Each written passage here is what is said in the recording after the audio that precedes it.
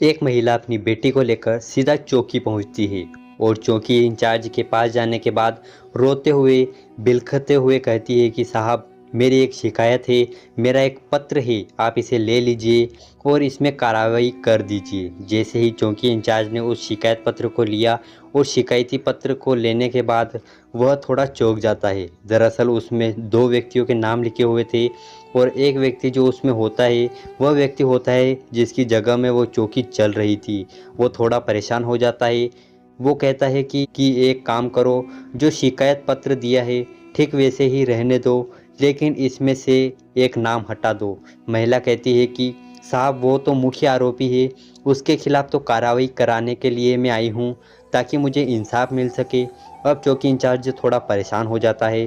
वो अपने उच्च अधिकारी यानी कि थाना अध्यक्ष से वार्तालाप करता है और जाकर कहता है कि साहब, मेरी समझ में नहीं आ रहा है कि एक महिला आई है शिकायती पत्र लेकर और वो कहती है कि इस मामले में कार्रवाई कर दीजिए। उसने दो नाम लिखे हुए हैं, एक नाम ऐसा है जिसके घर में जिसके कमरे में ये चौकी चल रही है। तो थाना अध्यक्ष कहते हैं कि कोशिश करो मामला टालने की, और टल जाए तो ठीक है, नहीं तो कोई बात नहीं। मामला टालने की कोशिश की जा रही थी, लेकिन वह नहीं जानते थे कि जिस मामले को टालने की कोशिश की जा रही है उस मामले की गूंज स्कूलों, कॉलेजों, चौराहों, बस हो, रेलवे स्टेशन हो या हर जगह जहां देखा वहां चर्चाएं होनी शुरू हो जाएगी। इतनी चर्चाएं होती है, न चौकी इंचार्ज अपनी सीट पर रह पाते हैं और न ही थाना अध्यक्ष अपनी सीट पर रह पाते हैं। तो नमस्कार दोस्तों, मेरा नाम है कमल और आप सभी का इस क्राइम स्टोरी के एक और एपिसोड में आपका स्वागत करता हूं। तो चलिए इस क्राइम स्टोरी की यहीं से शुरुआत करते हैं। ये सच्ची घटना है। उत्तर प्रदेश का एक जिला है अयोध्या, और अयोध्या एक ही थाना लगता है, पूरा कलकंदर थाना क्षेत्र का एक गांव है भदरसा, और इसी इलाके का एक गांव लगता है। दरअसल भदरसा जो कस्बा है उसके इलाके जो गांव लगता है वहां पर एक विधवा महिला रहती है।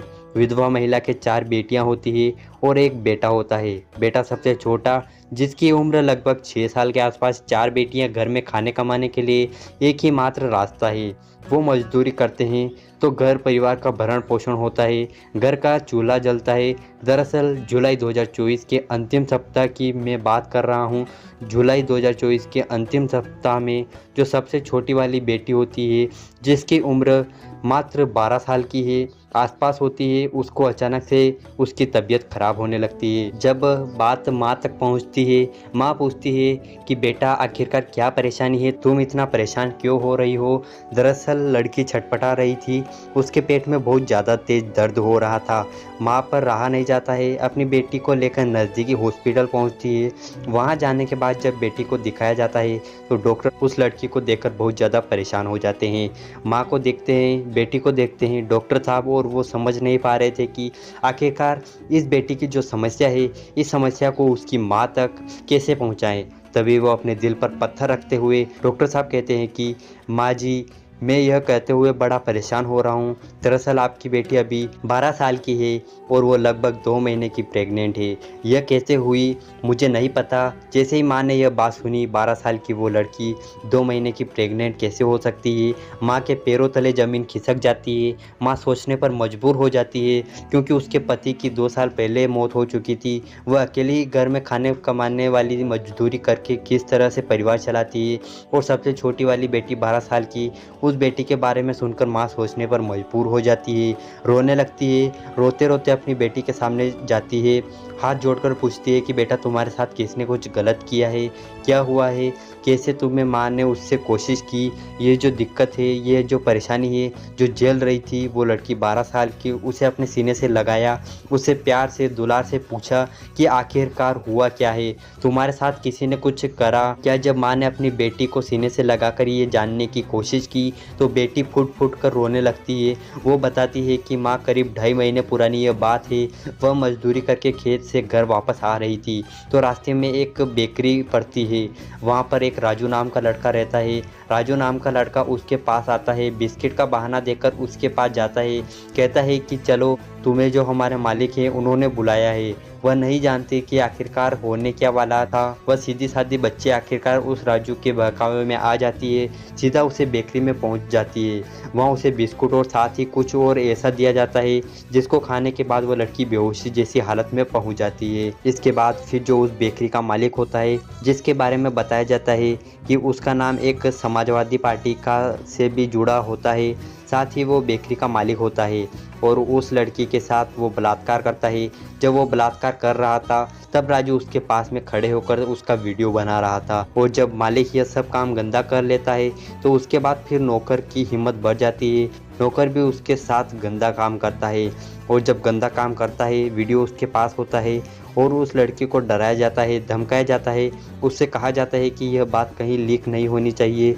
यदि लीक होती है, किसी के पास जाती है तो देख लेना, यह वीडियो सोशल मीडिया पर वायरल कर दी जाएगी और यह सोशल मीडिया पर वायरल हुई तो फिर तुम किसी को मुंह दिखाने के लायक नहीं बचोगी। लड़की को जैसा समझाया गया, क्योंकि 12 साल की उसकी उम्र होती है, उसको अच्छे और बुरे के बारे में कोई समझ नहीं थी। जैसा डराया गया, धमकाया गया, उस लड़की ने फिर अपनी जुबान बंद रखी। लेकिन यह जुबान बंद रहने से ही काम नहीं चला, बल्कि उस वीडियो के सहारे से लड़की को बार बार बुलाया गया और बार बार उसके साथ ऐसे ही गंदा और घिनौना कृत्य होता रहा। और वह बेचारी इसका विरोध भी नहीं कर पा रही थी, क्योंकि उसे पता था कि भाई बहुत छोटा है, उसका पिता नहीं है, माँ उसकी मजदूर है, करे तो क्या करे। लेकिन वक्त जब आगे बढ़ जाता है तो उसको एक दिन तकलीफ़ होती है और तकलीफ़ होती है तो माँ को पता चलता है और डॉक्टर के माध्यम से यह पता चलता है कि वह 2 महीने की प्रेग्नेंट है। जब नाम लिया जाता है कि आखिरकार किसने उसके साथ ये गंदा काम किया, तब माँ एक प्रार्थना पत्र लेकर सीधे चौकी जाती है। जब चौकी में पहुँचती है तो चौकी यानी कि मदरसा की एक चौकी होती है। मदरसा चौकी के जो इंचार्ज होते हैं उनके पास जब जाती है, जाकर कहती है, अखिलेश गुप्ता बताए जाते हैं उनका नाम, कि साहब मेरी बेटी के साथ एक घिनौना करती है राजू और उसका जो मालिक होता है मोहित खान ने किया है, जो कि एक बेकरी चलाता है, जो कि समाजवादी पार्टी का इसी कस्बे का नगर अध्यक्ष है, यानी कि भदरसा का नगर अध्यक्ष। जैसे ही चौकी इंचार्ज ने ये बात सुनी, चौकी इंचार्ज बहुत ही परेशान हो जाता है। दरअसल जो चौकी भदरसा में चल रही थी वह इसी मुख्य आरोपी के घर पर चल रही थी, उसी के कमरे में चल रही थी। इसी स्थिति में उसने उस महिला को सलाह मशवरा दिया कि एक काम करो, जो मालिक है इसका नाम हटा दो, नौकर का नाम रखो, तो मैं इसमें कार्रवाई आगे करने की कोशिश करता हूँ। जब इस तरह की बात थी, महिला ने कहा साफ साफ मुझे तो इसमें दोनों की आरोपी के खिलाफ कार्रवाई करनी है, क्योंकि मेरी बेटी ने बोला है। बेटी ने जैसा बोला माँ ने वैसा करने की कोशिश की। क्योंकि इंचार्ज ने कुछ न कुछ बहाना बनाने की कोशिश की। वक्त आगे बढ़ने लगता है, महिला फिर से आने लगती है। उसके बाद मामला थाना अध्यक्ष तक पहुंचता है तो थाना अध्यक्ष बताया जाता है कि तरह तरह के बहाने करने लगते हैं और एफआईआर दर्ज नहीं होती है। इसी जगह की एक महिला होती है जो कि सामाजिक कार्यकर्ता होती है। बात जब वहां तक पहुंचती है तो वह महिला इस महिला के साथ सीधा थाने और चौकी का रुख करती है और जाकर कहती है कि एफआईआर दर्ज क्यों नहीं करते। इसी बात पर बात कहा सुनी होती है और कहा सुनी इतनी ज़्यादा बढ़ जाती है, बल्कि विश्व हिंदू परिषद साथ ही बजरंग दल, निषाद पार्टी, कई ऐसे लोग इकट्ठा हो जाते हैं और इकट्ठा होने के बाद और हंगामा करना शुरू कर देते हैं। जैसे ही हंगामा शुरू करते हैं ये बात अखबारों में प्रकाशित हो जाती है, साथ ही सोशल मीडिया पर चलने लगती है। अभी इसको टीवी चैनल वाले भी इस मामले को थोड़ा सा मुख्यत्व लेते हैं। इसी बीच में जो बीकापुर के विधानसभा के जो विधायक होते हैं अमित सिंह, वो परिवार से संपर्क करते हैं और परिवार से संपर्क करने के बाद मुख्यमंत्री योगी आदित्यनाथ से वह समय मांगते हैं। मुख्यमंत्री योगी आदित्यनाथ समय देते हैं। 2 अगस्त 2024 को आखिरकार समय मिल जाता है। हालांकि एफआईआर दर्ज हो चुकी थी और जब जैसे ही पुलिस वालों को पता चलता है कि यह परिवार मुख्यमंत्री से मिलने के लिए गया है, जो घंटों घंटों में नहीं हो रहे थे वो मिनटों मिनटों में शुरू हो जाते हैं। आखिरकार फिर आरोपी की गिरफ्तारी भी शुरू हो जाती है। दोनों आरोपियों राजू और मोहित खान की गिरफ्तारी हो जाती है। न केवल उनकी गिरफ्तारी होती है, जिस चौकी इंचार्ज ने प्रार्थना पत्र में नाम बदलवाने की बात कही थी, थाना अध्यक्ष ने नाम बदलने की बात कही थी, ऐसा उन पर आरोप लगता है। वो भी सस्पेंड हो जाते हैं। वो सस्पेंड होते ही फिर प्रदेश की पुलिस में हड़कंप मचना शुरू हो जाता है। बात यहीं तक नहीं थमती, मुख्यमंत्री योगी आदित्यनाथ विधानसभा में खड़े होते हैं और विधानसभा में खड़े होकर अयोध्या के पूरे कलंदर थाना क्षेत्र के उस इलाके की 12 साल की उस बच्ची की पूरी कहानी बयां करते हैं। जो मेन आरोपी है, मुख्य आरोपी है, उसका सपा में वो समाज पार्टी से उसका लिंक है, उसका कार्यकर्ता है, सक्रिय कार्यकर्ता है, लेकिन कोई एक्शन नहीं होता है। वो साथ यह भी कहता है कि वो सांसद की टीम का हिस्सा, और जो सांसद का टीम का हिस्सा है वो आखिरकार उसके ऊपर कार्रवाई कैसे हो सकती है। बस इतना बोलना था। उसके बाद यह मामला फिर सोशल मीडिया पर, इलेक्ट्रॉनिक मीडिया और पूरे देश पर चर्चा का विषय बन जाता है।